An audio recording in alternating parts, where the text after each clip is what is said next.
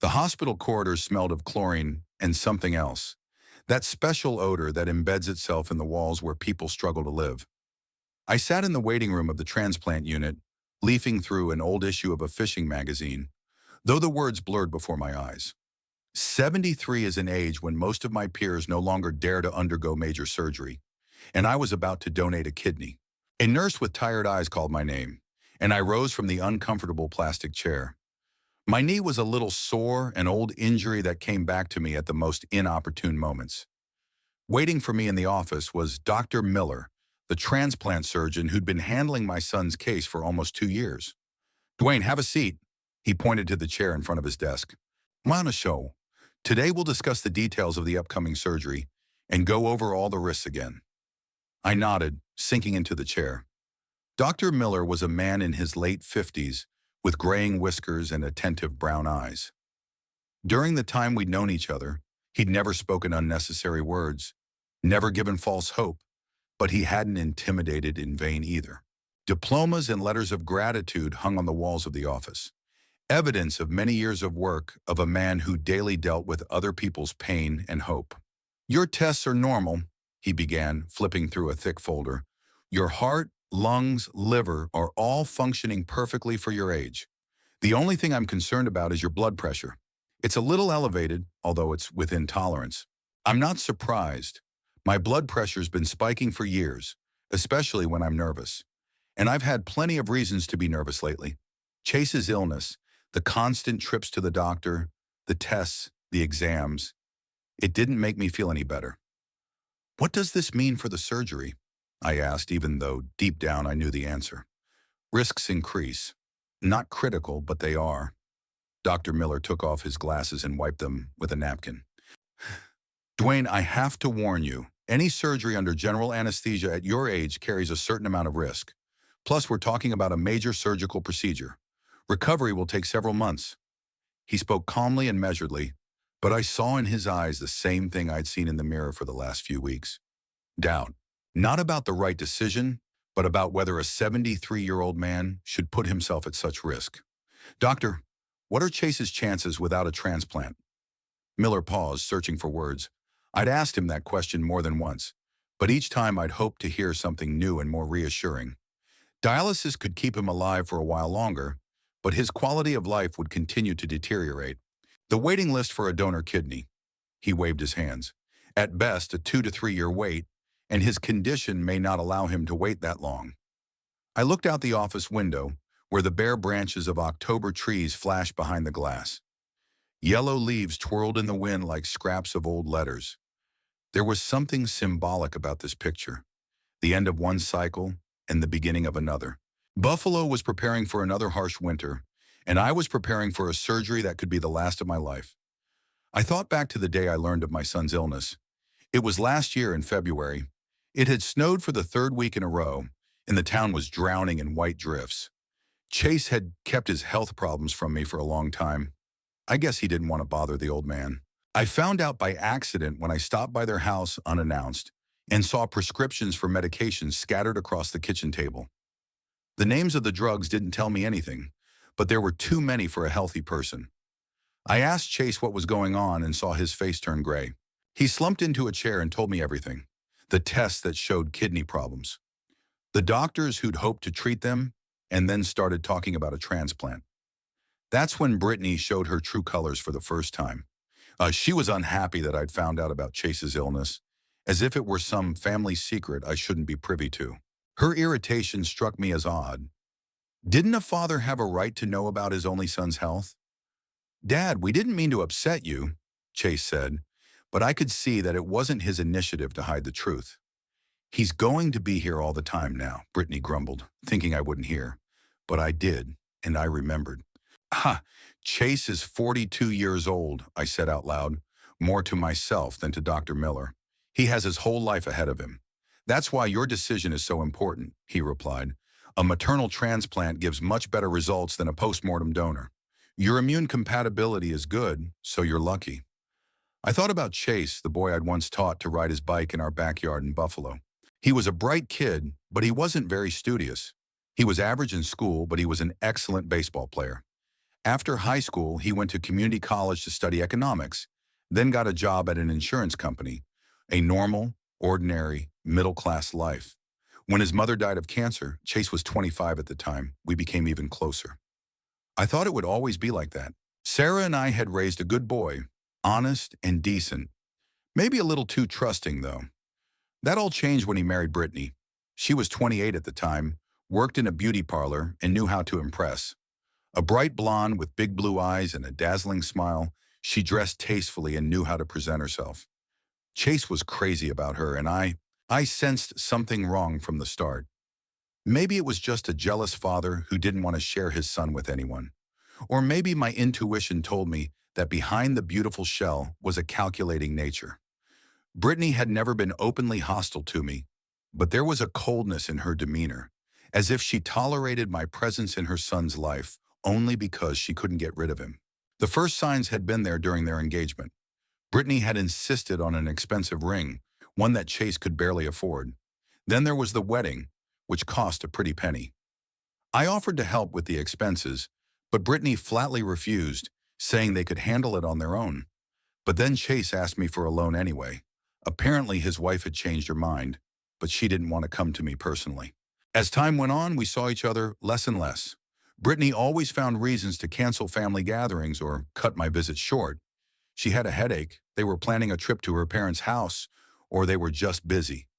Chase would apologize and promise that we'd definitely see each other soon, but the days were adding up into weeks, weeks into months.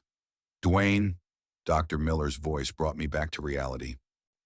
I want you to weigh the pros and cons again. I want you to think about it until tomorrow. If you decide to go ahead, we'll schedule the surgery for the day after tomorrow, Thursday morning. And if I say no, we'll continue to explore other options. But time is working against us. The doctor closed my file and put his hands on the table. His movements had the weariness of a man who had seen too many other people's tragedies. Dwayne, I have to ask you straight out. Are you absolutely sure of your decision? Do you feel no pressure from your family? The question caught me off guard. What pressure? On the contrary, Brittany had talked me out of the surgery from the beginning, citing my age and the risks. But she'd done it in a formal way, without much conviction, as if for pro forma reasons. No one is forcing me, I replied. It's my decision. Good. Then tomorrow at 8 in the morning, come to the hospitalization. Take only the essentials with you. Everything else is here. I got up from the chair, feeling the weight of the decision pressed on my shoulders. The corridor was crowded. Patients, doctors, visitors merged into one stream of human destinies and hopes. Some were on their way to recovery, some were heading for the worst. And I was on my way to give a part of myself to give my son a chance for a full life. A nurse caught up with me at the elevator with a file. "Mr. Coleman, you have a few more papers to sign," she said with a business-like smile. "Consent for surgery, risk information, insurance papers?" I signed where she indicated, not reading the fine print. What could it possibly say that I didn't know? That the surgery could go wrong? That at my age, any intervention was a game of roulette? I already knew all that perfectly well. Among the papers was an insurance policy, a pretty hefty sum that would pay out if the donor died during the surgery or from complications in the month afterward. I remembered Brittany's interest in these details when we discussed the surgery. It seemed natural to me then that she was concerned about the risks. Now as I signed the papers, I suddenly thought, what if her concern was of a different kind? The elevator slowly descended to the first floor, and I watched the numbers changing above the door. This time tomorrow, I'd be here in my hospital room preparing for surgery. Chase would be lying in the next ward, also preparing for a new life. Strangely, I hardly thought about the pain to be endured or the long recovery. The main thing was different, to give my son a chance to move on with his life. As I left the hospital, I stopped on the steps and looked at Buffalo spread out below. The city was getting ready for night. The lights were on in the windows. The street lights were on. Somewhere out there, in one of the neighborhoods, my son and his wife live in a small house. He's probably thinking about tomorrow right now, about the fact that his father dared to take such a step for him and her. What's Brittany thinking? The drive home took half an hour, but I drove slowly, immersed in my memories. The familiar streets of Buffalo, the city where I'd lived my whole life. and where I'd once been truly happy, floated past the car window.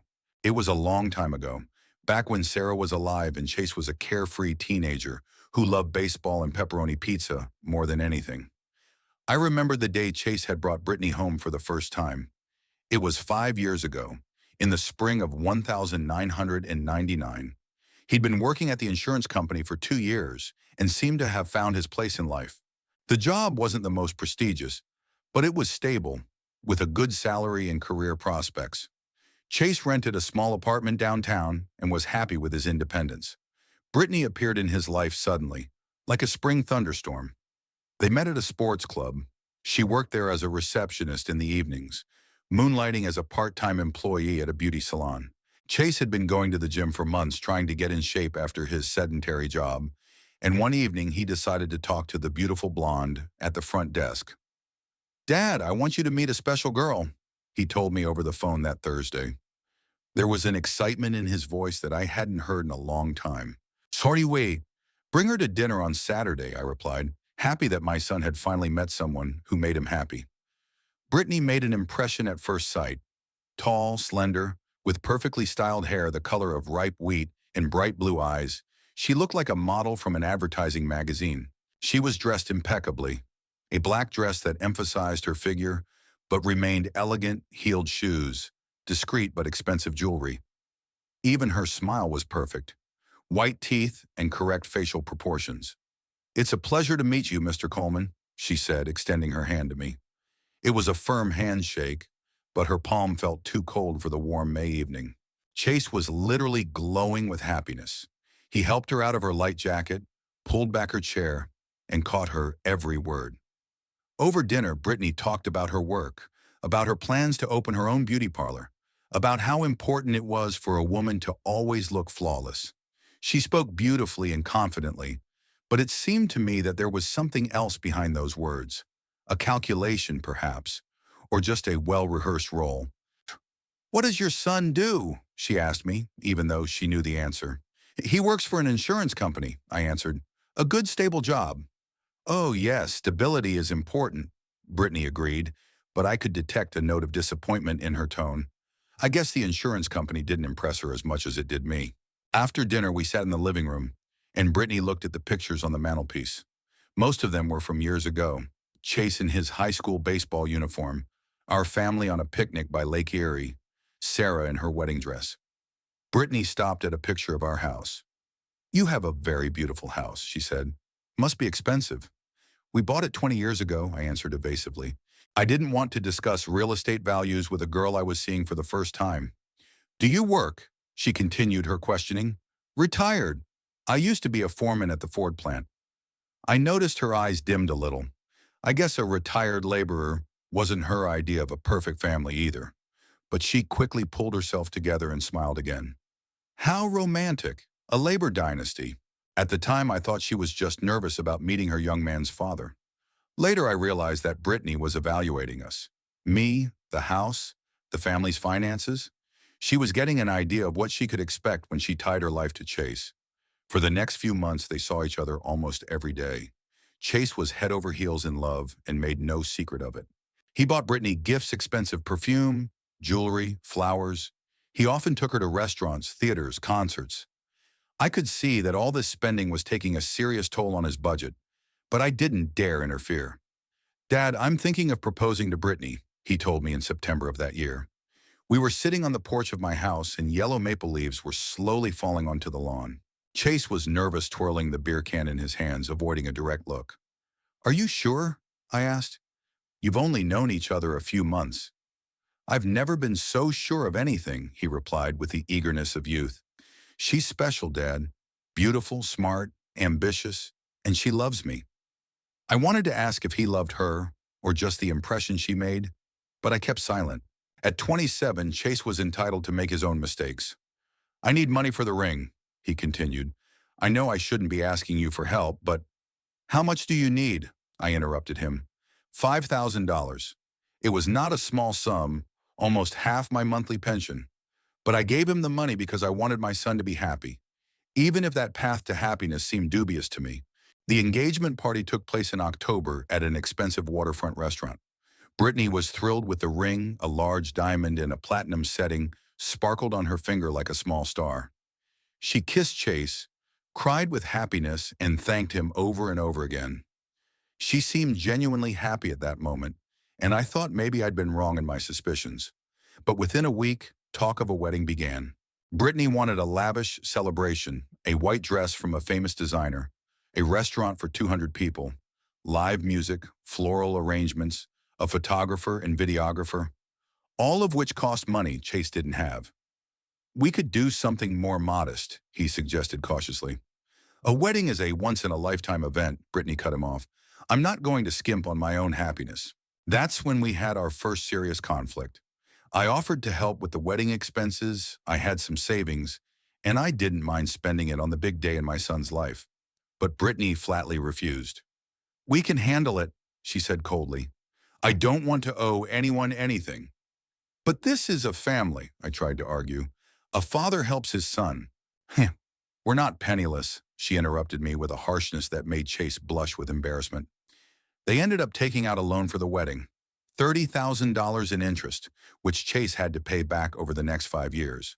But a month after the engagement, he'd come to me for the money.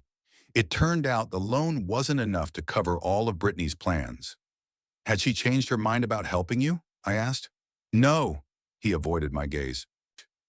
Just tell her it's a loan, that I'll pay you back. I gave him another $10,000, realizing that I would never see that money again. But it wasn't the money that mattered. It was the fact that my son had begun to deceive his wife for me, or me for my wife. The lies entered their relationship before they could get married. The wedding did turn out to be lavish. Brittany was dazzling in a white dress that cost as much as a used car. The restaurant was decorated with white roses and lilies. A live band played, and the guests danced until morning. I sat at the table of honor and watched my daughter-in-law accept congratulations like a queen at her coronation. After the wedding, a lot of things changed. Chase and Brittany got a bigger apartment in a nice neighborhood overlooking the lake. They bought expensive Italian furniture. Brittany insisted that Chase buy a new car. His old Honda didn't fit her idea of family status. People judge you by what you drive, she explained. If you want to succeed in business, you have to look successful. Our relationship gradually cooled. Chase used to come over 2 or 3 times a week just to talk, have a beer, watch a baseball game. Now he came on Sundays, and not every Sunday. Brittany hardly ever accompanied him. She always had better things to do. Dad, I'm sorry, but we can't make it today, he called the next Sunday. Britt had a headache. Or, we promised her parents we'd stop by for dinner. Or just, we're really tired this week. We'd better stay home. I knew what was going on, but there was nothing I could do. Brittany methodically cut me off from my son, subtly and discreetly. She never explicitly said she didn't want Chase to see me. They just always had more important things to do. The worst part was that Chase didn't notice the manipulation. He truly believed that he and his wife just had a lot of worries and responsibilities, that adult family life required sacrifices. When I tried to gently talk to him about it, he defended Brittany. Dad, you don't understand, he said. She has a demanding job. She's tired. Plus, we're planning to buy a house. We need to save up. Look for the right one. A house. It was another of Brittany's dreams that was about to come true. Not just any house, but a mansion in an upscale neighborhood with 3 bedrooms, 2 bathrooms, a 2-car garage, and a garden. Chase had shown me pictures from brochures. Beautiful homes starting at $300,000. Would you be able to make that kind of payment? I asked cautiously. Sure. Britt got a new salon, and her salary is much better now. Plus, I'm hoping to get a raise next year. They actually bought a house a year and a half after they got married. A beautiful 2-story cottage in the Amherst neighborhood with white columns and a manicured lawn. I went to their housewarming party and immediately realized that now seeing my son would be even harder. The house was their fortress, their separate world that was off limits to outsiders. Brittany toured the rooms with the pride of a hostess, showing them the new furniture, appliances, and decor. Everything was perfectly matched in color and style, just like in an interior design magazine. And everything cost a lot of money. And this will be the nursery, she said, opening the door to one of the bedrooms. When we have kids. Kids. I'd waited 3 years for this moment. but the grandkids never came. At first, Chase explained it was because they wanted to get on their feet, buy a house, get settled. Then the reasons became more vague. How come? We're still young, he said.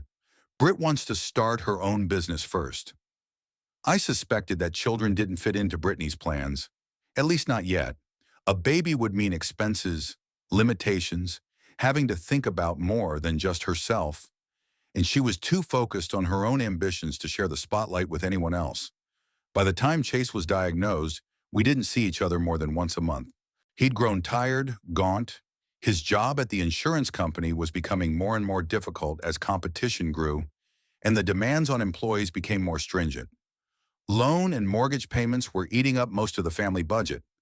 Brittany still wanted to live beautifully and spend money on things that she thought were appropriate for their status.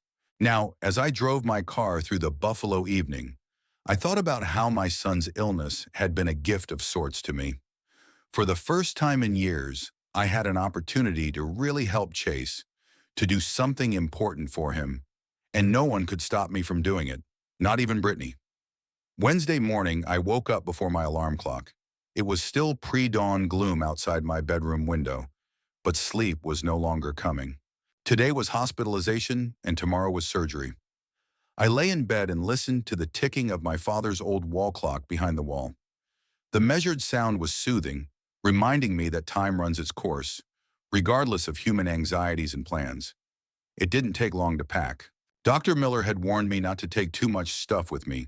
The hospital room wasn't meant for long stays, and I wouldn't be comfortable after the surgery. I packed a small bag with a change of underwear, toiletries, a robe, and slippers.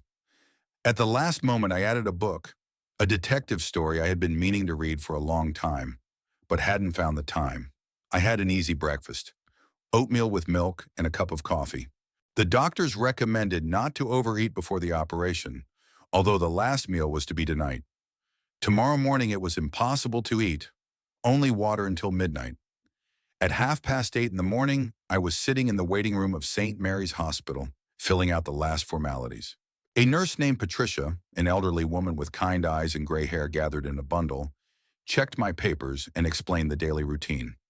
First, we'll take you to your room and introduce you to your neighbors, she said, flipping through a folder. Then the anesthesiologist will come in to discuss the anesthesia. At lunchtime, Dr. Miller will come in to explain everything again. And in the evening, you can have visitors if you want. Sikun. And your son? Is he going to bed tonight too? Yes, Mr. Chase goes into the transplant unit at 2 Ashur this afternoon. You'll be able to see him before the surgery. The room was standard, 4 beds separated by movable screens, a TV on the wall, and a large window overlooking the hospital courtyard. I got a window seat, which was lucky. I could watch life behind the glass without feeling completely cut off from the outside world. My neighbors were elderly men, each with his own medical history. To my left was Frank, a 75-year-old retired mechanic who was about to undergo gallbladder surgery. On my right was George, a former school teacher awaiting the results of a heart exam. Opposite was Raymond, who was recovering from appendicitis and was due to be discharged the next day. Have you decided to become a donor? Frank asked as I settled into my seat. It's a brave thing to do at our age. I'm trying for my son, I said briefly. Of course you are. How does your wife feel about it? I don't have a wife. She died a few years ago. Frank nodded understandingly. At our age, stories of loss were commonplace. Some people lost spouses, some lost friends, some lost their health. We all understood each other without further ado. Around 10 in the morning, the anesthesiologist, Dr. Lee, a young Asian man with an attentive gaze and calm demeanor, entered the room. He questioned me about my chronic illnesses, allergies, past reactions to medications. He wrote down the answers in a clipboard, nodding from time to time. General anesthesia at your age requires special care, he explained. We'll be monitoring your vitals very closely. The surgery will take about 3 hours, plus time to prepare and come out of the anesthesia. And the risks? I asked, although this question had already been discussed many times. Minimal if we take into account your tests. Your heart is working well, your lungs are fine. The only thing I'm a little concerned about is your blood pressure, but we'll keep it under control. After the anesthesiologist left, the room was quiet. Each of us was immersed in our own thoughts about the upcoming medical procedures. George was reading the newspaper, Frank was dozing, Raymond was watching TV. I stood at the window and watched the hospital courtyard. A small seating area was set up in the courtyard. Benches under trees, flower beds, paving tile paths.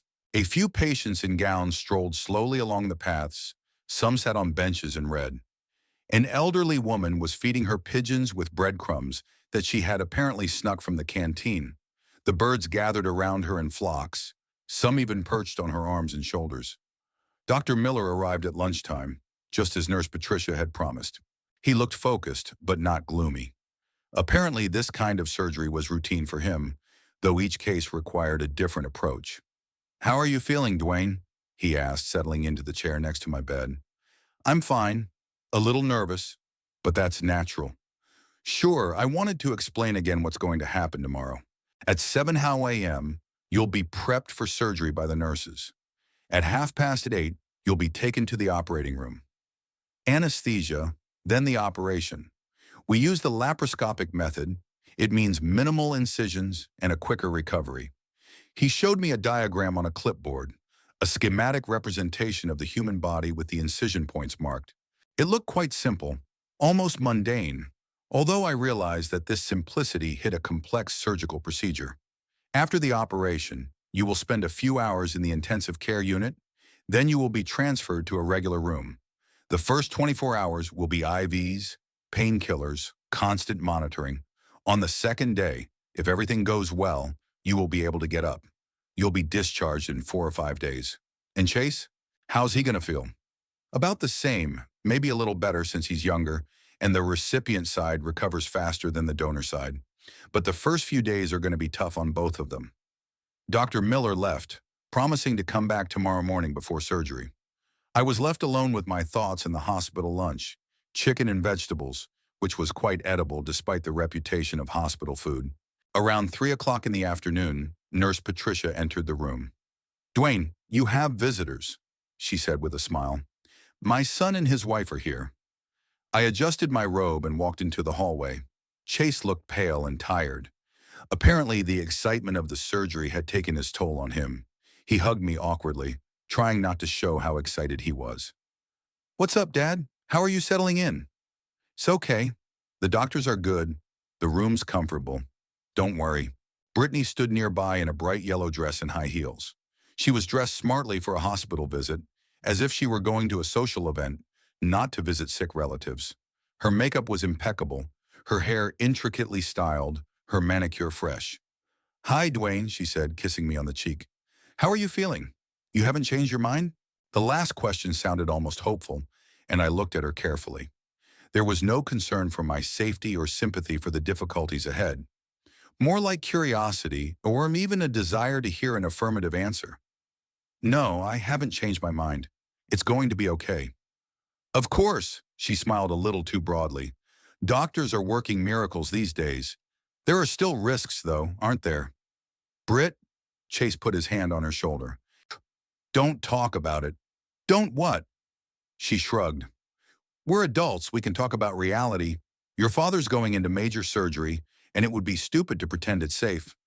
I thought it was strange to have such a frank discussion about the risks. Usually relatives try to cheer the patient up, talk about positive outcomes, avoid the darker topics. It was as if Brittany was purposely reminding me that something could go wrong tomorrow. "I signed all the papers," I said, "including the insurance. If anything happens, you'll be covered." "Oh my God, Dwayne!" She splayed her hands, but her indignation was fake. "What are you talking about? We don't want any money, we want you alive and well." Chase nodded, supporting his wife's words, but he looked uncertain. Apparently, they'd discussed insurance before, and more than once. We walked to a small visitor's room at the end of the hallway. There were a few chairs, a coffee table with medical journals, and a vending machine with drinks and snacks. Brittany settled into the chair, crossed her legs elegantly, and pulled her cell phone out of her purse. "Excuse me 1 second," she said. "I need to respond to an important message." While she was typing something on her phone, I was talking to Chase. He talked about his preparations for surgery, how worried he was at work, whether they'd let him go long enough to recover. The insurance company was sympathetic to his situation. even offering paid sick leave above and beyond the normal norms. How is Brittany handling all this? I asked, looking at my sister-in-law, who was still absorbed in her phone. It varies. Chase lowered his voice. Then she gets excited. Then suddenly she's kind of weird. Last night she was looking at travel sites on the internet, planning a spring vacation. Maybe it's her way of coping with stress, I suggested. Maybe. Says we'll need to relax after all these hospitals and surgeries. Brittany finished with the phone and looked up. She had a satisfied smile on her face. Apparently the message contained good news. Sorry, the girls at the salon are making plans for the weekend, she explained. It's one of them's birthday and they want to have a party. Are you coming? Chase asked. Sure. We have to get away from all this. She waved her hand toward the hospital corridor. Life goes on. Her easygoing attitude surprised me more and more. Tomorrow her husband was going to have a serious operation, and his life depended on it, and she was thinking about parties and entertainment. Have you gotten settled in your department yet? I asked Chase. Yeah, I got admitted an hour ago. It's the same room as yours, but in a different wing. I'll see you tomorrow morning before surgery. The doctors say it's going to go well, Brittany added. Modern medicine, experienced surgeons. There shouldn't be any problems. There was that strange confidence in a positive outcome again, even though a moment ago she'd been talking about the risks. It seemed to me that Brittany was just saying what she thought was appropriate at the moment, without much inner conviction. They stayed at my place for about an hour. The conversation was strained. Everyone was thinking about tomorrow, but trying not to show their concerns. Brittany talked about work, about plans for home remodeling, about new clients at the salon. Chase was more silent than usual, nodding or making brief remarks now and then. Honor. We should get going, Brittany said, glancing at her watch. Chase still had a lot of treatments to do, and I needed to get home. I had to work early tomorrow. She got up from the chair, adjusted her dress, and gathered her purse. Chase hugged me goodbye, tight and long, like he was afraid it might be the last time. I'll see you tomorrow, Dad. Everything's going to be okay. Of course it will be, I agreed. Just don't worry. Brittany kissed my cheek again, leaving the scent of expensive perfume on my skin. Goodbye, Dwayne. Sleep well. And remember, if anything goes wrong, we'll never forgive you for it. She laughed as if she'd said something very witty, but there was something unpleasant about her laugh. Chase smiled too, but he looked awkward. After they left, I sat in the visitor's room for a long time, pondering Brittany's strange behavior. Her mood changed too quickly, from feigned anxiety to inappropriate cheerfulness, from talk of risks to plans for the future. She seemed to be playing the role of a caring daughter-in-law, but she didn't know the text very well. In the evening, lying in the hospital bed and listening to the measured sleep of my roommates, I thought about tomorrow's surgery.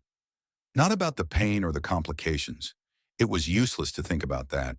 I was thinking about Chase, about the fact that tomorrow he'd get a chance at a new life, and about Brittany, who somehow seemed more interested in the insurance money than in the success of the surgery. Thursday began at 5 in the morning with the arrival of Nurse Patricia. She turned on a dim light and quietly approached my bed, careful not to wake my roommates. In her hands was a small cart with medical supplies and a glass of water. Good morning, Dwayne, she whispered. Time to get ready. The pre-op prep took an hour and a half. The nurses gave me a shot of pre-medication, put on a special hospital shirt, and checked my blood pressure and pulse. The anxiety that I had been suppressing for the last few days suddenly came in waves. My heart was beating faster. My mouth was dry. This is normal, I reassured myself. Chase is already in pre-op, feeling good. Dr. Lee's anesthesiologist is ready. Everything's going to go according to plan. Dr. Miller shook my hand and promised to see me in the OR. After he left, time flowed slowly, each minute dragging like an hour. My roommates wished me luck. Frank even offered me his talisman, the St. Christopher medal he had worn for 30 years. At 6:45, a nurse brought in a gurney. The transition from bed to the narrow operating gurney symbolically separated my former life from what was to come next. I lay on my back and looked up at the ceiling. White slabs of fluorescent lights floated slowly overhead as I was wheeled through the hospital corridors. The ride to the operating room was longer than I'd anticipated. St. Mary's Hospital was a large complex with many departments, and the way was through several corridors and elevators. The nurse who was wheeling the gurney stopped periodically to let other patients or nursing staff pass. In these moments of silence, I could hear the sounds of hospital life, the distant hum of voices, the creak of carts, the squeak of medical equipment. We passed by various departments: cardiology, neurology, pediatric unit. In one of the corridors, I saw a small chapel for patients and their relatives. The door was ajar, candles were burning inside, and someone was quietly praying, probably for the health of a loved one who was about to undergo surgery. At one corner, a nurse stopped to talk to a colleague. They were discussing the day's surgical schedule. Apparently, there were several major interventions planned, and coordination required constant adjustments. I lay on the gurney and stared at the ceiling, trying to think of something distracting. That's when I heard a familiar voice. Brittany was on the phone in a small alcove near the elevators. Her voice sounded cheerful and carefree, not at all like the voice of a woman whose husband was preparing for a kidney transplant. "Yes, of course, I've already booked the cruise," she laughed. "Caribbean islands, deluxe cabin, all inclusive. 2 weeks of paradise." I strained to hear the rest of the conversation. The nurse was still discussing something with a coworker, and the gurney stood still. "Where did the money come from?" Brittany continued, and there was a hint of slyness in her voice. "Do you remember the insurance? If anything goes wrong with Grandpa, the payout is $200,000, plus the house, plus his savings." The world around me stopped. My blood froze in my veins and my heart stopped beating for a moment. Grandpa, that's what she called me, and talked about insurance like it was something to be desired, expected. Haha, no, he doesn't suspect a thing, Brittany continued, not realizing she could be overheard. He thinks he's doing something heroic for his son, and Chase doesn't suspect a thing because he's so simple-minded. She was silent, apparently listening to the person on the other end of the line. "Of course there are risks," she said then, "but the doctors say that at his age, anything can happen. A heart, a blood clot, a reaction to anesthesia. No one will suspect anything if Grandpa doesn't survive the operation." The nurse finished talking to her colleague and got back on the gurney. We slowly moved down the hall, but I couldn't hear Brittany's phone call anymore. What I heard was enough. It all made sense. Her strange behavior the day before, her inappropriate cheerfulness, her questions about insurance, her flippant attitude about the seriousness of the surgery. Brittany wasn't just counting on my death. She was hoping for it. The cruise was already booked. The plans for spending the insurance money already made. I tried to make sense of what I was hearing. So Chase really didn't know anything about his wife's plans? Or did he know, but preferred not to think about it? No. I knew my son well enough to know he wasn't capable of such a thing. Brittany manipulated him the way she manipulated me. The gurney stopped in front of the operating room doors. The nurse was about to hand me over to the surgical team, but I suddenly said, "Wait, is something wrong?" She was concerned. "I need to get back to my room. It's urgent." "But the surgery—" "I'm canceling the surgery," I said firmly. "Immediately." The nurse was confused. Apparently, in her entire career, she had never encountered a situation where a patient canceled a scheduled surgery at the last minute. "Mr. Coleman, you'll need to discuss this with Dr. Miller." "Then get him." "But I'm not going to the OR." The next half hour was chaos. Dr. Miller showed up, clearly frustrated and confused. The head of the department, anesthesiologist Dr. Lee, was called in. Everyone was trying to figure out the reason for my sudden decision, to convince me to continue treatment, to explain the seriousness of the consequences of refusal. "Dwayne, what happened?" Dr. Miller sat down next to the gurney. "You do realize that refusing surgery could mean the end for your son, don't you?" "I understand more than you realize," and I replied. "Take me back to my room. I'll sign all the necessary documents to refuse medical intervention." But why? What had changed in the last half hour? I couldn't explain the real reason. Not now, not here, surrounded by medical staff. It was too personal, too painful. I just changed my mind. It's my right. The head of the department, an older man with a gray beard and tired eyes, tried to appeal to my conscience. "Mr. Coleman, we understand this is a difficult decision, but think of your son. He doesn't have much time left." "I am thinking of my son," I interrupted him, "more than anyone else." They realized they couldn't change my mind. Dr. Miller had me taken back to my room and had the paperwork for the waiver prepared. His face was gloomy. Apparently, failed surgeries were very difficult for surgeons, even if the reason was not their mistake, but the patient's decision. In the room, my anxious neighbors were waiting for me. Frank, George, and Raymond had seen me being wheeled away for surgery and expected the next appointment to be in a few days when I returned from intensive care. The appearance of a gurney with me on it an hour after I left puzzled them. "What happened?" Frank asked. "Was the surgery postponed?" "I canceled the surgery," I said, moving from the gurney to my bed. "You canceled it?" George couldn't believe it. "What about your son?" "It's a long story," I said evasively. Patricia, the nurse, brought the medical withdrawal papers. It was hard to read them. Every line reminded me that I was signing Chase's judgment. But the alternative was even worse, letting Brittany turn my death into a source of income. As I signed the papers, I thought about what I would say to my son. How do I explain to him that his father, who yesterday was willing to give his life for his health, was now refusing surgery? How do I tell him that his wife is planning a cruise with the money she will receive if I die? Around noon, Dr. Miller came into the room. He looked upset and confused. "Dwayne, I have to tell you that Chase is prepped for surgery. He's been anesthetized, but we haven't started surgery yet. We have another half hour to change the decision." "The decision is final," I said. "Then I'll have to wake up your son and explain the situation to him." "It's necessary." Dr. Miller nodded and left. I imagined Chase waking up from the anesthesia, being told that the surgery had been canceled at the donor's initiative. I imagined his confusion, his pain, his despair. But I had no other choice. An hour later, I heard quick footsteps and loud voices in the hallway. I realized that Chase had come to his senses enough to demand an explanation. He'd be here soon, and I'd have to look him in the eye and tell him the truth. Chase burst into the room an hour and a half after the surgery was canceled. His face was pale from the anesthesia and red with anger at the same time. His hospital gown sat crookedly on his shoulders, his hair sticking out in all directions, his eyes red and inflamed. He was followed by a nurse who tried to stop him, citing that he should be in bed after the anesthesia was administered. "Leave us alone," Chase said to the nurse, keeping his eyes on me. "I need to talk to my father alone." "But you can't walk, Mr. Coleman," she tried to argue. The drugs are still working." I said, "Leave us alone." The nurse looked at me hesitantly, then at Chase, and left the room. My roommates, and Frank, George, and Raymond, tactfully turned away, pretending to mind their own business. But I could feel them listening intently to every word. Chase walked over to my bed, holding on to the backs of the chairs.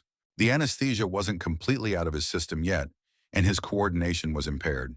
He lowered himself onto the chair next to the bed and fixed his gaze on me.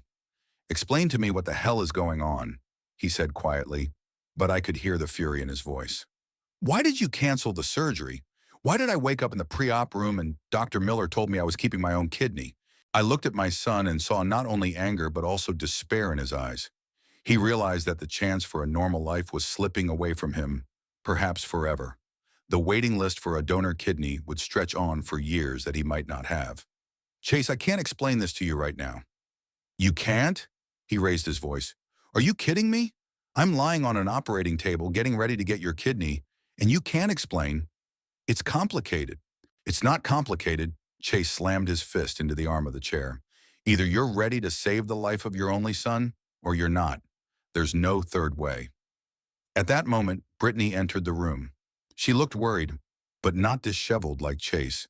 She was dressed in a navy blue suit. Apparently she was going to work, but had gotten a call from the hospital. Her makeup was perfect, her hair styled, no sign that her plans had changed drastically a few hours ago. "Dwayne, what's wrong?" she asked as she approached us. "The doctors are talking some bullshit about canceling the surgery." I looked at her carefully, searching her face for signs of guilt, or at least embarrassment. But Brittany looked genuinely puzzled, as if she didn't know anything about the reasons for my decision. Santom, I changed my mind," I said briefly. "Change your mind?" She frowned. "What do you mean, changed your mind? Yesterday you were determined, saying you'd do anything for Chase, and today you just changed your mind?" "Yeah, I changed my mind." Chase got up from the chair, shook from the anesthetic residue, but he stayed on his feet. "Dad, I don't understand. We've been talking about this for months. You're the one who insisted on being a donor. You went through the exams, you took the tests, you prepared yourself mentally, and then suddenly you change your mind? People have the right to change their minds, I said, avoiding a direct answer. Not in this situation, he exploded. This is my life we're talking about. Whether I spend the next few years confined to dialysis or whether I can live a normal life. Brittany put her hand on her husband's shoulder, trying to calm him down. Chase, don't be nervous. Maybe your dad has good reasons. What reasons could be more serious than his own son's life? He brushed her hand away. Medical ones, for instance, she suggested. Maybe the doctors discovered something at the last moment. The doctors didn't find anything, I replied. All my tests are fine. Then what? Chase sat back in his chair, apparently feeling weak. What's changed in the last 12 hours? I knew I'd have to tell the truth sooner or later. But here, in a hospital room, in front of strangers, Frank, George, and Raymond pretended to be asleep or reading, but I knew that every word of our conversation was in their minds. I heard something this morning, I began cautiously.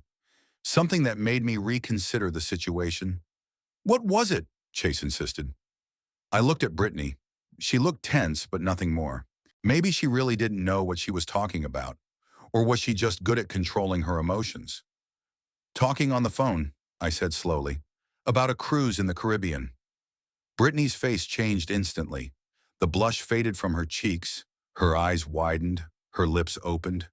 She realized what I meant. I don't understand, she mumbled, but her voice shook. A cruise for $200,000 in insurance benefits, I continued, keeping my eyes on her, in case Grandpa doesn't survive the surgery. Chase slowly turned his head toward his wife. There was a look of incomprehension on his face that gradually changed to one of horror. Britt, what is he talking about? Yeah, I don't know. She tried to pull herself together. It's crazy. Maybe he's hallucinating from stress. No hallucinations, I said firmly. I heard every word. About the tickets, about my savings, about how no one would suspect a thing if the old man didn't survive the surgery. You were eavesdropping. Brittany tried to go on the offensive. I was lying on the gurney right next to where you were on the phone.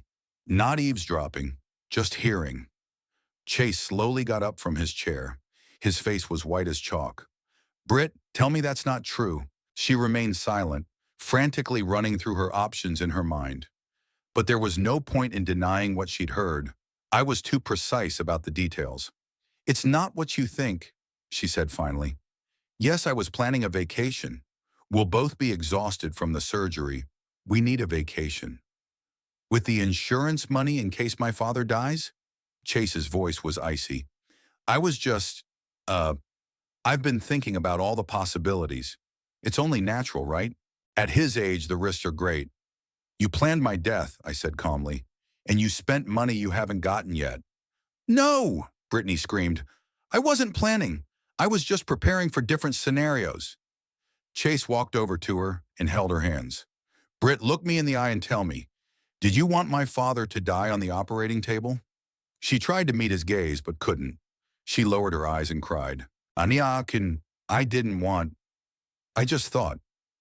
We've been living in debt for so long, and this is an opportunity.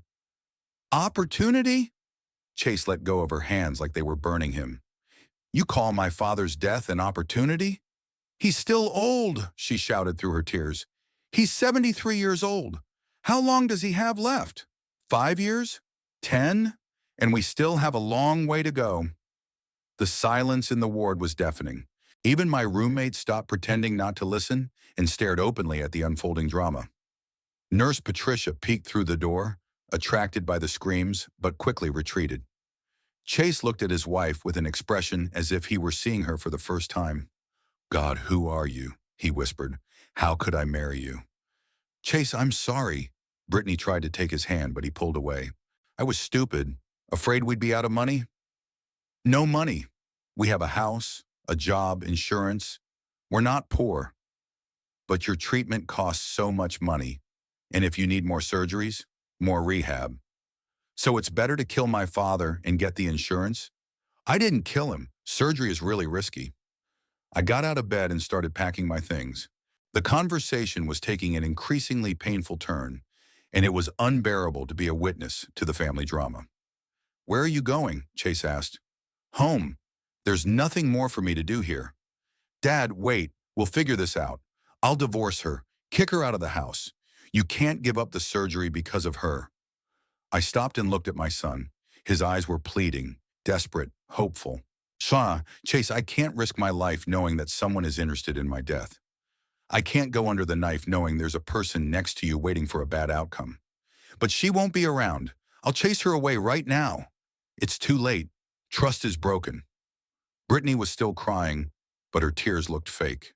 She realized the game was lost, and now she was trying to elicit sympathy. "Dwayne, I know what I did was awful, but are you really willing to sacrifice Chase's life because of my stupidity?" "I'm not sacrificing his life. There are other donors. There's a waiting list." "Which could take years," Chase exclaimed. "Then we'll look at other options. Private clinics, overseas treatment, experimental methods. I have savings."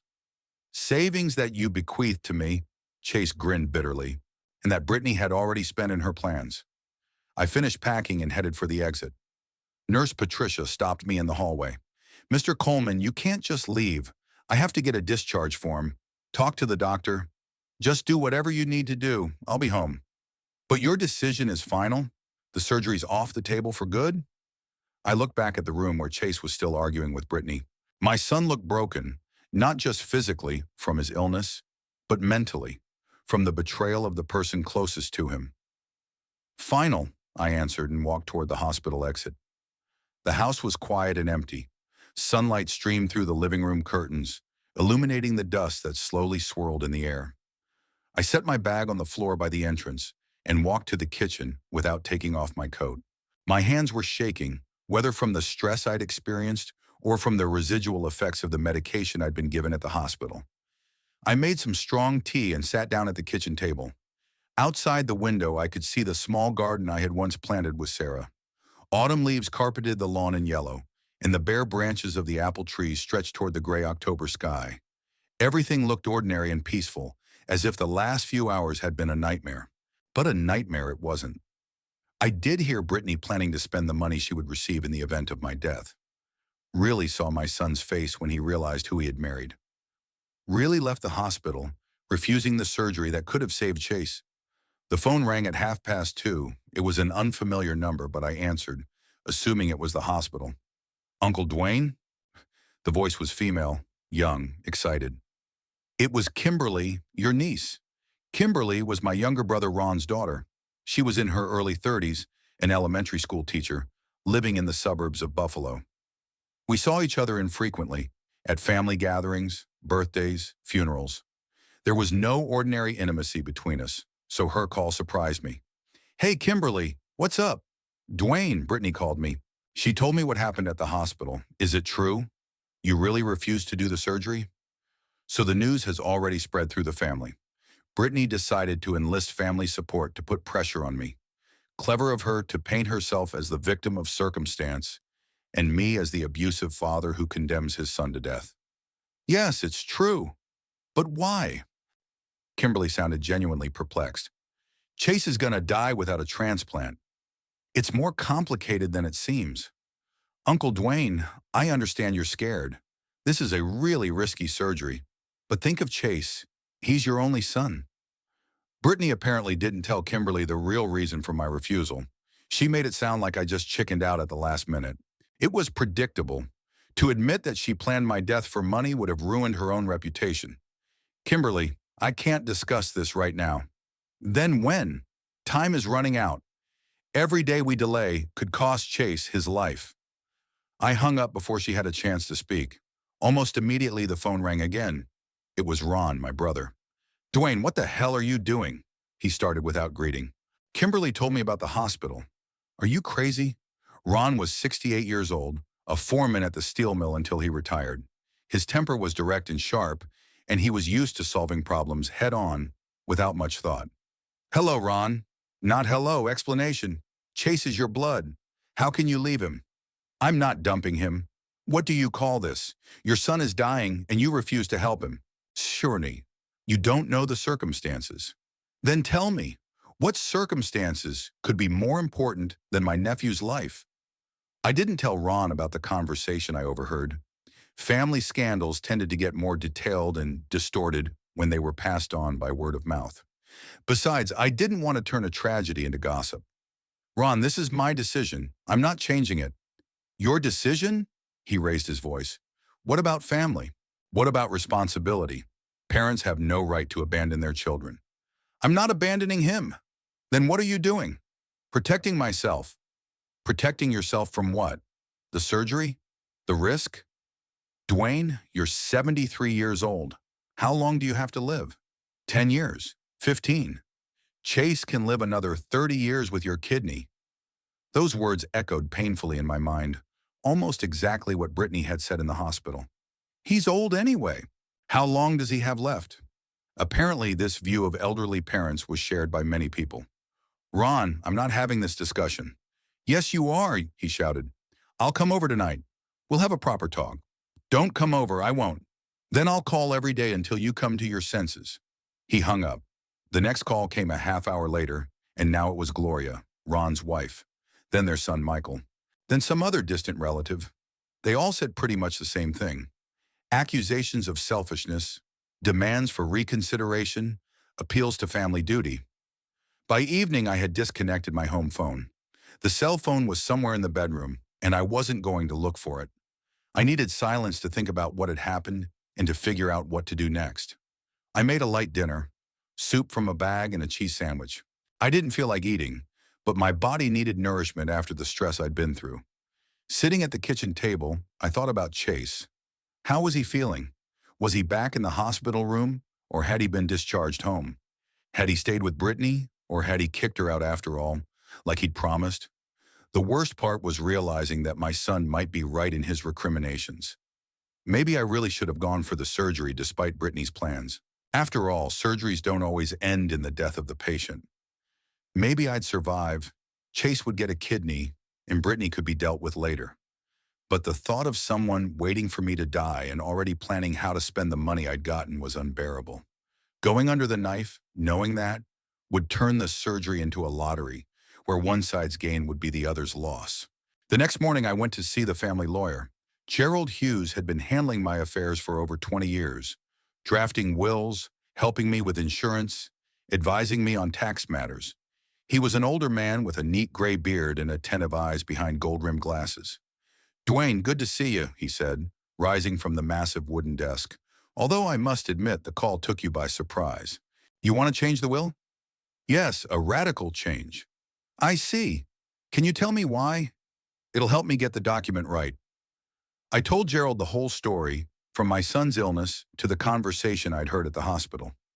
The lawyer listened attentively, occasionally asking clarifying questions, making notes in his notebook. I understand your position, he said when I had finished. Such cases, unfortunately, are not uncommon. People sometimes see relatives as a source of inheritance rather than as loved ones. What is your advice? First, really change the will, exclude the daughter-in-law from the number of heirs completely, and reduce the son's share significantly. Second, change the life insurance beneficiary. Third, perhaps consider setting up a trust or foundation. What do you mean reduce the son's share? Gerald took off his glasses and wiped them with his handkerchief. Dwayne, I realize this is a sensitive subject, but if Chase remains married to this woman, any inheritance will effectively go to her as well, even if she's not directly named in the will. Meaning, spouses are entitled to joint assets. If Chase inherits your house and savings, Brittany has access to them as your lawfully wedded wife? I didn't think of that before. So even if I excluded Brittany from the will, I couldn't stop her from inheriting through her husband. So what do I do? Several options. We could set up a trust with conditions, like only paying Chase in the event of a divorce. We could bequeath the bulk of the estate to charitable organizations. You could sell the house and spend the money during her lifetime. What about insurance? It's simpler than that. We change the beneficiary to any person or organization of your choice. Brittany gets nothing. We spent 2 hours drafting a new will. I left the house and most of my savings to the local hospice where Sarah was once treated. I left a small amount to Chase, enough for medical care, but not enough for a life of luxury. The life insurance beneficiary was the same hospice. The paperwork will be ready in 3 days, Gerald said. But I must warn you, the family may try to challenge the will in court, citing your inadequate condition at the time of writing. How do I defend myself? Get a psychiatric evaluation. Prove your capacity. Involve independent witnesses. Perhaps record a video message explaining your motives. We'll do whatever it takes. As I left the lawyer's office, I felt strangely relieved. Brittany's plan had failed. Even if something happened to me, she wouldn't get a dime. What's more, Chase had learned his wife's true colors. Perhaps this would be a lesson for him to help him make the right decision about the future. But the main problem remained. My son still needed a kidney transplant, and I still couldn't help him. Trust had been broken, and it seemed impossible to rebuild. The first 3 days after seeing the lawyer were relatively quiet. I turned off my home phone and kept my cell phone off, enjoying a silence I hadn't had in months. I read books, watched old movies, tidied up the house. Simple, familiar things helped me not think about what was going on at the hospital where Chase continued his treatment. Tuesday morning, as I was watering the flowers on the windowsill, a familiar car pulled up to the house.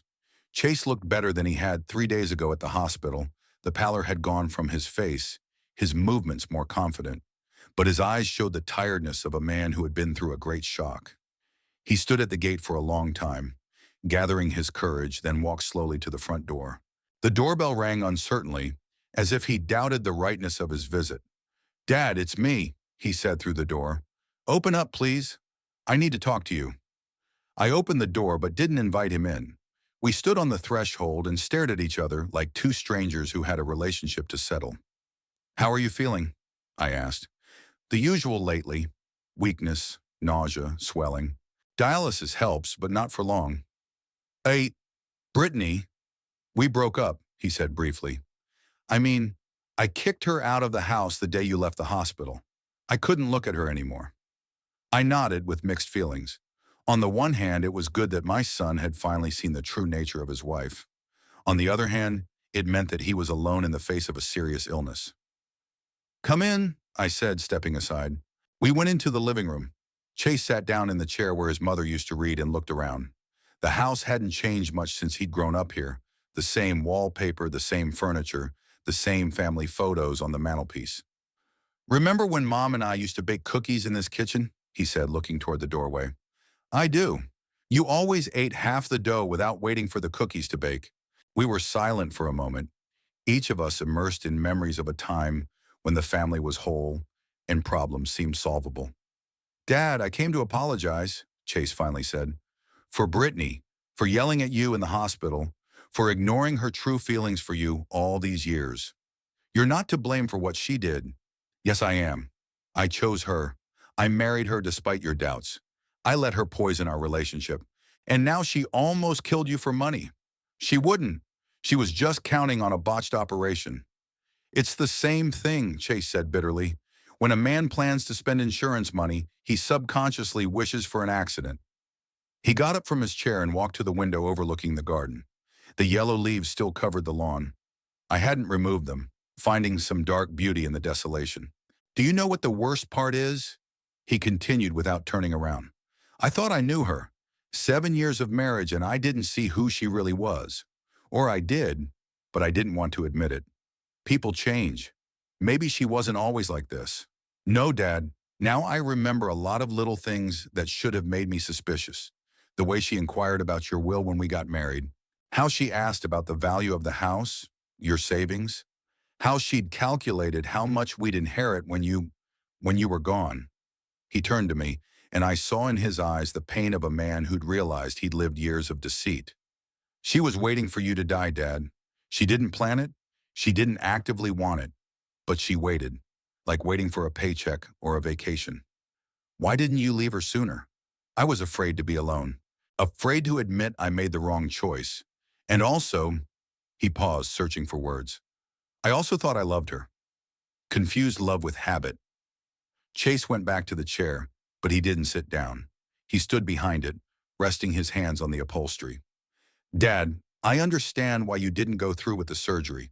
I would have done the same thing if I were you. But she's not a threat anymore. She's gone. We're divorcing. She has no access to insurance or inheritance. Maybe you should reconsider." I was silent for a long time, pondering his words. Technically, he was right. Brittany could no longer benefit from my death. But the problem was deeper than just eliminating a specific threat. Chase, this isn't just about her. It's that I've seen how easily a human life can be turned into a source of profit, how quickly familial love turns into calculation. But I'm not like that. I know. But the system remains the same. Insurance payments, inheritances, hospital bills all create strange incentives. People start to see someone else's death not as a tragedy, but as an opportunity. Chase sat back in his chair and put his head in his hands. "So you're definitively refusing to help me?" "I'm not refusing to help. I'm refusing to risk my life in a situation where that death benefits someone. But it doesn't benefit anyone now. Not now. What about tomorrow? If you remarry? If you get into debt? If your will changes?" "I'll never marry again," he said bitterly. "After Brittany, I don't trust my choices." "Don't say that. You're still young. You'll have a new life." "What life?" He raised his head and looked at me. "A dialysis-addicted invalid? Who would want me like that?" It pained me to see my son lose hope not only for recovery, but for happiness in general. Brittany's betrayal hit him harder than the disease. There are other donors, other treatment options, which may come years from now, or maybe not at all. We sat in silence for about 10 minutes. A car drove by outside the window. A dog barked somewhere in the distance. An old clock ticked in the house. The usual sounds of an ordinary day, against which vital matters were being dealt with. "Dad," Chase said at last, "what if I can find a way to make sure that your death doesn't benefit anyone? If we set it up in such a way as to eliminate any financial interest in a bad outcome?" "How exactly?" "Well, for example, you could bequeath your entire estate to charity, or you could give it away during your lifetime. Or, he hesitated. Or we could find another recipient for your kidney." "Another recipient?" "Yeah, you don't donate to me, you donate to a stranger, and I'll get a kidney from another donor through the exchange program. Then your death won't benefit me in any way, not even indirectly." The idea was unexpected, but logical. Cross-donation programs existed, where incompatible pairs of donors and recipients exchanged kidneys. That way there was no direct link between my surgery and Chase's treatment. "Is that technically possible?" I don't know. I'd have to ask the doctors. But theoretically, yes, if there's a match." I thought about my son's proposal. It really solved the main problem. It excluded material interest in my death. But the other risks did not go anywhere. Surgery at 73 was still a serious test for the body. "Let me think about it," I said at last. "Sure. Just not for too long, please. Time is working against us." Chase stood up, getting ready to leave. At the door, he turned around and said, "Dad, I know I betrayed your trust by marrying Brittany. I know I've disappointed you as a son. But if you give me another chance, I'll prove that I deserve your love." "You've never lost it," I said. "I don't need to prove anything." After he left, I stood at the window for a long time, thinking about the proposed option. The idea of cross-donation had its advantages, but it also created new difficulties. I had to find a compatible couple, coordinate the operations, and make sure that all the participants were conscientious. The next day I went to Gerald Hughes to pick up the paperwork. The new will was perfectly drafted. Every clause ruled out the possibility of any of my relatives benefiting from my death. "Great job," I said, looking over the text. "Thank you. By the way, yesterday I got a call from a woman who introduced herself as your daughter-in-law, inquired whether it is possible to challenge a will, made in a state of stress." "What did you tell her?" "That I don't discuss client matters with third parties." But she was very persistent, so Brittany was still trying to get access to my money. Even after the divorce, she was counting on finding a loophole in the law. What if she tried to prove I was incompetent? That's going to be tough. We have a videotape of the will, a psychiatrist's report on your capacity, witness statements. Plus the reasons for changing the will are reasonable and understandable. What about insurance? It's simpler than that. You have the right to change your beneficiary whenever you want for any reason. It's virtually impossible to contest this. We discussed a few more legal details and then I signed the necessary papers. Now, even in the event of my death, Brittany wouldn't get a dime. That evening, the doorbell rang. Brittany herself stood on the doorstep, elegant, beautiful, with a guilty smile on her face. She was wearing an expensive black coat and holding a bouquet of white roses. "Dwayne, may I come in? I need to talk to you." "We have nothing to talk about. Please, just 5 minutes. I want to apologize." I didn't let her in the house, but I went out on the porch. The night air was cool, smelling of fall leaves and rain. "Dwayne, I know what I did was awful," she began, looking into my eyes with the most sincere expression. "That phone call, it was stupidity, panic. I wasn't thinking about what I was saying. You were thinking very clearly, and you planned specifically." "No!" She flailed her arms, not letting go of the bouquet. "It was just stress. I was afraid for Chase. Afraid that we'd be out of money for treatment if something went wrong." "So you booked a cruise with insurance money?" "I didn't. I was just looking at options, dreaming about me and Chase going on vacation when he's well." Brittany lied with such a skill she could have been an actress. Her voice sounded sincere, her eyes moist with tears, her posture resigned and ready to forgive. "Dwayne, I would do anything to make things right. I'll give up all rights to the inheritance, sign any documents, leave town if I have to. Just don't ruin Chase because of my stupidity. Chase left you. Why do you need his health now?"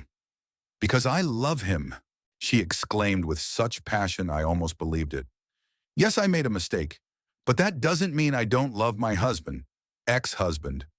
We're not officially divorced yet, and I hope he will forgive me if he sees that I'm willing to change." I looked at this woman and realized she's never going to change. She would just learn to hide her true nature better. Planning for my death was not a mistake or panic, but a natural manifestation of her character.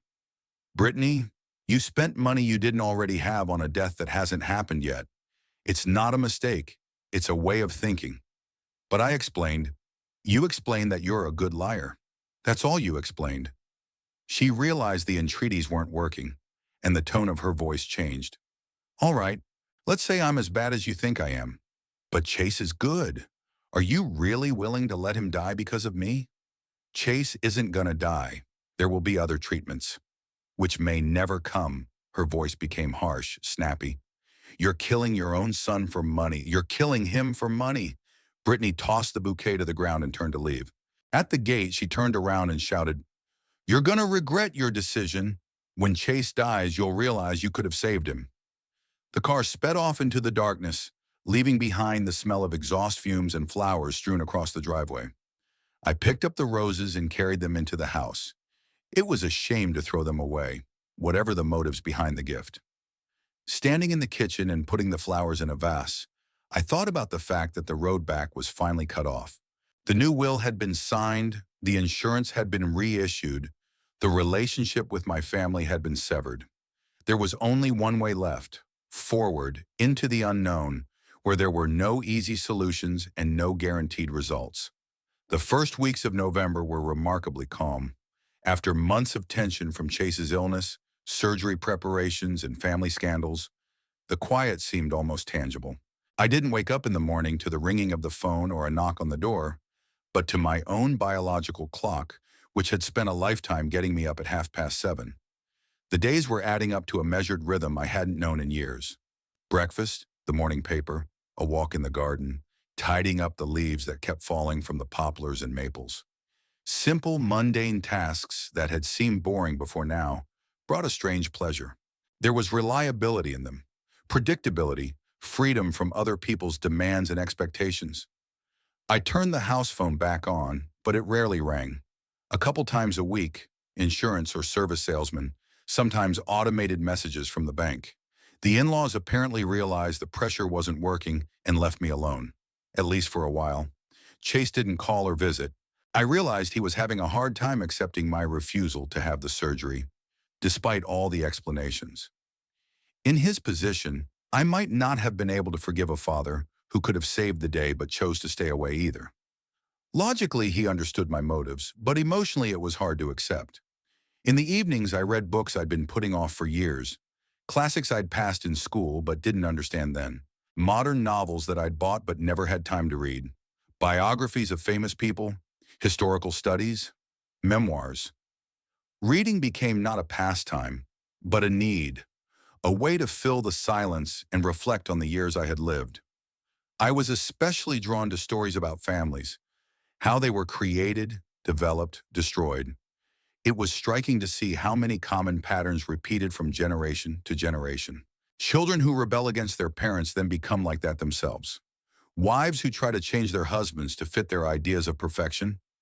Money which destroys family ties faster than any other conflict. In one of my books, I read a story about a rich industrialist who bequeathed his entire fortune to a dog, disinheriting his children and grandchildren. At the time, it seemed to me like an old man's eccentricity. Now I understood his motives. Perhaps he too had once overheard a conversation about how his money would be spent after his death. The middle of November was warm for Buffalo. The temperature was around 10 degrees with almost no rain, and the sun occasionally breaking through the gray clouds.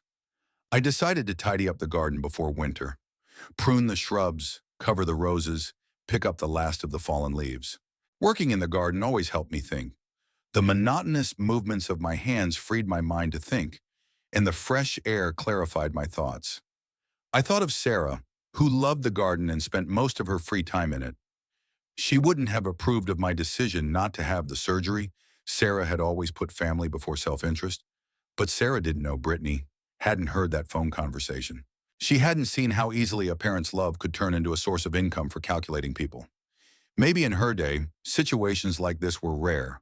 Or maybe she was just lucky not to have encountered such manifestations of human nature.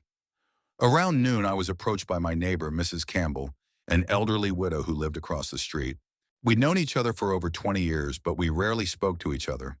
We said hello when we met, helped in emergencies, exchanged a few phrases about the weather. "Dwayne, how are you?" she asked, stopping at the hedge. "I haven't seen you in a while." "I'm fine, Ellen, just tidying up the garden." "How's Chase?" "I heard he's sick." News travels fast in small neighborhoods, especially dramatic news. I'm sure the neighbors already knew about the supposed operation and how it blew up. "Sick, but he's healing. Give him my best. He was a good boy, always polite." Ellen stood there for a moment, clearly expecting more details, but I didn't give them. She left, and I continued my work, thinking about how my attitude to other people's curiosity had changed. I used to be annoyed by neighbors' inquiries, which seemed like an invasion of privacy. Now I realize that for older people, news about acquaintances is one of the few ways they feel connected to the world around them. That evening, I was sitting in the living room with a book when I heard the sound of a car in the driveway. It wasn't the familiar sound of Chase's engine, but something else, more powerful and expensive. I looked out the window and saw a black SUV with an unfamiliar man in an expensive suit getting out. The doorbell rang confidently. On the threshold stood a man of about 45 with a professional smile and a shiny briefcase in his hand. "Good evening, Mr. Coleman. My name is Dennis Carter. I'm a private investigator. I was wondering if we could have a word." "About what?" "About your son and his wife, or rather his ex-wife. I didn't invite him in, but I didn't close the door." I stood in the doorway, waiting for an explanation. "Mr. Coleman, I'm working on behalf of the law firm that's representing Mrs. Brittany Coleman in the divorce proceedings. I need information about the family circumstances that led to the breakup of the marriage." "What kind of information?" "Your opinion of your sister-in-law's character, reasons for marital conflicts, financial issues related to inheritance and insurance. I understand that Brittany hasn't given up trying to access the money. If you can't inherit directly, you can try to get a piece of the estate through divorce proceedings. That's smart of her." "I won't discuss family matters with outsiders," I said. "Mr. Coleman, I understand your position, but the fact is your testimony could have a major impact on alimony and property division. Maybe you should consider your son's best interests. My son can take care of himself. Maybe he can, maybe not. His illness severely limits his ability to work. If the court awards most of the estate to the ex-wife, Chase will be virtually destitute." The detective spoke softly, trying to find his pain points. "But I've already decided not to interfere with my son and Brittany." "What exactly does your client want to know?" "Details of the incident at the hospital, your reasons for refusing the surgery, the contents of the phone call you allegedly overheard." "Allegedly?" "Mrs. Coleman claims there was no conversation. Her theory is that you suffer from age-related mental illness and made up the whole story to justify your own cowardice before the surgery. So Brittany decided to play big. Declaring me mentally incompetent meant calling into question my new will, my insurance papers, every decision I'd made in recent months. I have a certificate of competency from a psychiatrist, I said, which according to Mrs. Coleman's experts could be challenged. Age-related dementia develops gradually, and its signs could have already appeared after the medical examination. What does she want? Revision of the will, revocation of insurance changes, a declaration of incapacity, and the appointment of a guardian. The guardian would probably want to be her son, to be administered by her. The detective waved his hands in sympathy for the complexity of the situation. Mr. Coleman, I'm not a lawyer or a psychiatrist. I'm just gathering information. But if you testify in Mrs. Coleman's favor, corroborate her version of events, a trial can be avoided. And what am I supposed to testify to? That your refusal to have the surgery was due to fear and age-related mental changes. That there was no phone conversation about the insurance and the cruise. That Mrs. Coleman has always treated you with respect and care. And in return, an amicable divorce settlement, a fair division of property, no claims against your will and insurance policies. The offer was a trap. By agreeing to perjure myself, I'd be admitting my own inadequacy and giving Brittany a tool for further manipulation. By refusing, I was condemning myself to a long legal war. I need time to think, I said. Sure, but not for too long. Mrs. Coleman's ready to file for a declaration of incompetency next week. The detective left his card and left. I stood at the window for a long time, watching the lights of his car dissolve into the November darkness. Brittany's plan was elaborate and ruthless. She was going to destroy my reputation and my legal capacity to get the money. The next day I called Gerald Hughes and told him about the detective's visit. The lawyer listened to me carefully and asked a few clarifying questions. "Dwayne, she's bluffing," he said finally. "Proving your incapacity will be extremely difficult. We have medical reports, videotapes, witness testimony, plus your motives are logical and understandable.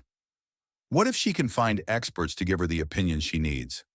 You can find anyone you want for the right fee, but the court evaluates not only expert testimony, but the circumstances of the case as a whole. The overheard phone call story looks very convincing. So we shouldn't worry? You should be worried, but don't panic. Prepare for a long trial, collect documents, look for witnesses who can corroborate your behavior over the last few months." I spent the next few days preparing for a possible legal war. I gathered medical records, bank statements, recent purchases, and transactions. Anything that could demonstrate my capacity and the reasonableness of my decisions. In a strange way, this activity did not depress me, but rather encouraged me. For the first time in many months, I felt like an active participant in events rather than a passive object of other people's manipulations. Brittany wanted a war, and she would get it. By the end of the week, I realized I was finally free of family obligations and guilt. Chase had made his choice to marry Brittany and let her destroy our relationship. Now he's paying for that choice, and I've been given the freedom to live my life the way I think is right. Saturday night, I sat in my favorite chair with a book and a cup of tea. It was drizzling outside the window. The house was warm and quiet. On the mantelpiece were pictures of happy times, Sarah in her wedding dress, little Chase on his bike, our family on a picnic by the lake. It was all in the past, but the memories were bright and didn't hurt. I thought about how my life had changed in the last few months, from being willing to sacrifice myself for my son to completely severing my relationship with him. From a family man burdened with obligations to a free-spirited old man who belongs only to himself. Was it the right decision? Perhaps some would consider me a cruel egoist who put principles above parental duty.